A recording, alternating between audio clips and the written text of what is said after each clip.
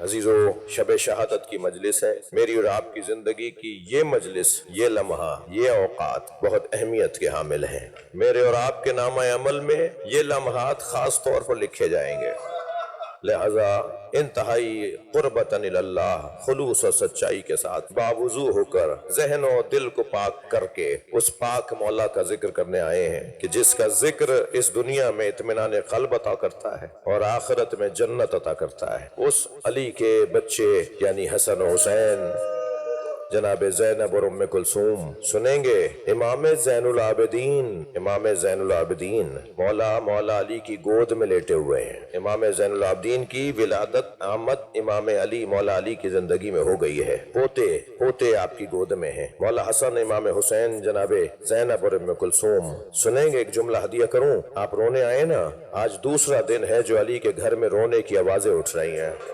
کبھی مولا حسین بابا سے منہ چھپا کے روتے ہیں، اس لیے کہ اگر بابا نے مجھے روتا دیکھ لیا تو کہیں گے حسین تمہارا رونا تو نبی کو گوارا نہیں تھا، حسین تمہارا رونا تو تمہاری ماں کو برداشت نہیں تھا۔ تو آنکھوں میں آنسو تو بار بار آتے ہیں، مگر مولا حسین چہرہ موڑ کر روتے ہیں۔ کبھی چہرے کو دیوار کی طرف رخ کر کے، کبھی چہرے کو دیوار کی طرف کر کے مولا حسن روتے ہیں۔ اور عباس علمدار کا تو رونا ہی کچھ اور ہے، یہ بچہ تو بچپن سے ہی گھٹ گھٹ کے رویا ہے۔ اجر و کمال اللہ، اجر و کمال اللہ۔ جو رونے آئے اپنی آوازوں کو آزاد کریں گے۔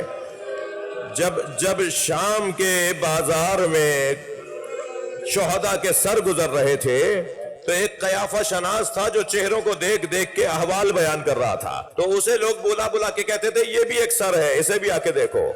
اس نے جب جناب قاسم کا سر دیکھا نا تو جناب قاسم کا کٹا ہوا سر چہرے کو دیکھ کر کہتا ہے کفل قتل قمر، یہ تو چاند جیسا چہرہ ہے۔ رونے والوں، جو اجنبیوں کی نگاہ میں چاند ہو وہ ماں کی نگاہ میں کتنا حسین ہوگا۔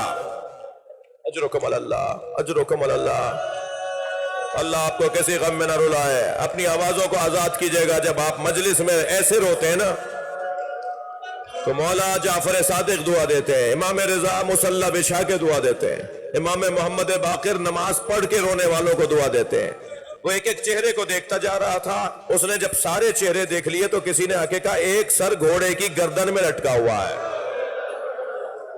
ہاں وہ جب آ کے بیٹھا نا، وہ سر ابو الفضل العباس کا سر تھا۔ اس نے جب آ کر مولا عباس کا سر دیکھا تو سر دیکھ کر بس ایک جملہ کہتا ہوا اٹھا، یہ چہرہ بتاتا ہے یہ گھٹ گھٹ کے مرا ہے۔ جو اس کی آرزویں تھی وہ پوری نہیں ہوئے، جو یہ چاہتا تھا وہ پورا نہیں ہوا۔ اجر و کمال اللہ، اجر و کمال اللہ۔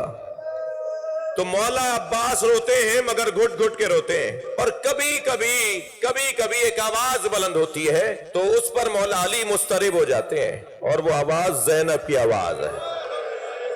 اجر و کمال اللہ۔ ہر کچھ دیر کے بعد صحابہ کرام کو چاہنے والے جو مجمع لگائے ہیں دروازے کے باہر، مولا علی کی گلی بھری ہوئی تھی چاہنے والوں سے۔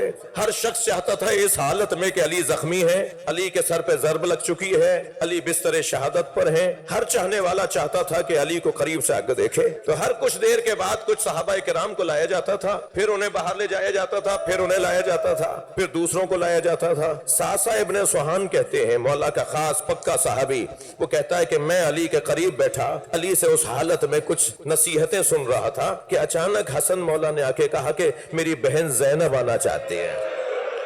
تو ہم سب کو باہر بھیج دیا گیا، اس لیے کہ علی کی بیٹیاں بابا سے ملنے آ رہی۔ اجر و کمال اللہ، اجر و کمال اللہ۔ جو رونا چاہ رہا ہے وہ تکلف نہ کرے، جن کے مذہب میں رونا جائز ہے وہ گھٹ کے نہ روئیں، آواز بلند کریں۔ کہتے ہیں کہ علی کی بیٹیوں کو کیونکہ علی کے پاس آنا تھا تو ہم باہر چلے گئے۔ کہتا ہے کچھ گھنٹوں سے زیادہ وقت نہیں گزرا ہوگا کہ مجھے دوبارہ آنے کی اجازت، اذن دخول ملا، دوبارہ آنے کی اجازت ملی۔ تو میں جب اب دوبارہ آیا تو عجیب منظر دیکھا، علی کے چہرے پہ زرد رومال بندھا ہوا تھا، اس رومال میں اور علی کے بدن میں فرق نہیں لگ رہا تھا۔ میرے مولا کے بدن میں جو زہر سرایت کر رہا تھا اس کے اثر سے علی کے بدن کا رنگ بدلتا چلا جا رہا تھا۔ اجرکم اللہ، اجرکم اللہ۔ عزادارو، ہر امام معصوم کو یا زہر سے مارا گیا یا تلوار سے مارا گیا۔ شہادتیں دو ہی طریقوں سے ملتی ہیں، قاتل دو ہی طریقے اپناتا ہے، یا اسلحہ استعمال کرتا ہے، تلوار، تیر، بھالا، برچی، آج کے زمانے میں گولی، دھماکہ، خون بدن کو تکلیف دیتا ہے، یا زہر دے دیا جاتا ہے۔ کسی کو تلوار سے مارا جاتا ہے، مولا حسین تلوار سے شہید ہوئے، امام حسن زہر سے شہید ہوئے۔ تو کسی کو تلوار سے مارا گیا تو کسی کو زہر سے مارا گیا۔ سلام ہو اول مظلوم پر، سلام ہو مولا علی پر۔ علی کو تلوار سے بھی مارا گیا، علی کو زہر سے بھی مارا گیا۔ تلوار میں اتنا زہر ڈالا گیا، تلوار کو گرم کر کر کے زہر میں بجھایا گیا کہ سر پہ ضربت لگی تلوار کی، پورے بدن میں زہر چلا گیا۔ اجرکم اللہ۔ جب طبیب کو بلایا گیا، مولا نے مختلف طبیبوں کو بلایا، پھر آخری حاذق طبیب، ہمارے لیے بھی پیغام ہے۔ مولا حسن سے زیادہ تو کوئی طب کو نہیں جانتا تھا، مگر ہمارے لیے پیغام ہے کہ ماہر کو دکھاؤ، طبیب کو دکھاؤ، ایکسپرٹ کی رائے پر عمل کرو۔ یہ ہمارے لیے ائمہ اہل بیت کا پیغام ہے۔ جب طبیب کو بلایا گیا، جو حاذق طبیب آیا نا، بڑا طبیب، تو اس نے مولا کا معائنہ کیا، مولا سے کچھ احساسات پوچھے، کیسا محسوس کر رہے ہیں، آپ کو کیا ہو رہا ہے، آپ کو کیسا محسوس ہو رہا ہے۔ مولا سے وہ باتیں کرتا رہا، اور جب مولا سے اس نے ساری گفتگو کر لی، علی کے زخم کی پٹی کھول کے زخم کو دیکھا، تو پھر اپنے اوزار طبابت، وہ جو اس کی پوٹلی تھی، وہ جو اس کی گٹھڑی تھی، وہ ساری لپیٹنے لگا، باندھنے لگا، اٹھ کے جانے کی تیاری کرنے لگا۔ تو امام حسن قریب آ کے بیٹھے، فرمانے لگے کیا کہتے ہو، کیا دیکھا تم نے؟ تو نحیف سی آواز، کانپتی ہوئی آواز، دھیمے سے لہجے میں کہنے لگا، علی سے کہیں وصیتیں کریں۔ اجرکم اللہ۔ کہنے لگا علی سے کہیں وصیتیں کریں۔ مولا امام حسن نے فرمایا کوئی مشورہ دو۔ کہنے لگا اگر علی کو دودھ پلایا گیا تو علی کے بدن میں جو زہر سرایت کر رہا ہے اس کا اثر کٹے گا، اس کا اثر کم پڑ جائے گا، شاید کچھ دن زیادہ علی ہمارے درمیان رہ سکے۔ ابھی یہ خبر شہر میں پھیلی نہیں تھی کہ دروازے پہ دستک ہوئی، غلام دروازے پر گیا، روتا ہوا واپس آیا، مولا حسن سے کہنے لگا آپ دروازے پر آ کے منظر دیکھیے۔ اب مولا حسن نے جا کے کیا دیکھا، کوفے کے یتیم بچے ہاتھوں میں کوزے لیے اپنے حصے کا دودھ لے کر آئے، اور ایک ہی جملہ کہہ رہے ہیں ہمارے حصے کا دودھ علی کو پلا دو، ہمارا مولا بچ جائے، کہیں امت یتیم نہ ہو جائے۔ میرے مولا نے وصیتیں فرمائی، مجھے مسائب پورے پڑھنے دیجئے گا، ابھی کچھ دیر کے بعد آپ تابوت کی زیارت کریں گے، مگر میں ہاتھ جوڑ کر بوسہ دے کر تابوت اٹھانے والے دوستوں کو بوسہ دے رہا ہوں کہ مجھے مسائب کے 2 جملے اور پڑھنے دو۔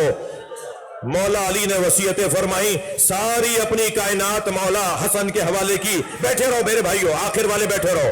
میرے مولا نے ساری اپنی کائنات امام حسن کے حوالے کی۔ جب سب کو امام حسن کے حوالے کر دیا نا، تو ایک بی بی کے رونے کی آواز آئی۔ اجرکم اللہ۔ ایک بی بی کے رونے کی آواز آئی۔ بھئی یہ مولا علی کے ماتمی بھی شیعہ ہیں یا نہیں؟ جو اس وقت ماتم کر رہے ہیں مولا علی کے شیعہ ہیں یا نہیں؟ تو میں کیا کر رہا ہوں اس وقت؟ میں بھی تو مولا کے مصائب پڑھ رہا ہوں نا۔ میں کیا کر رہا ہوں؟ میں کسی اور کی بات کر رہا ہوں۔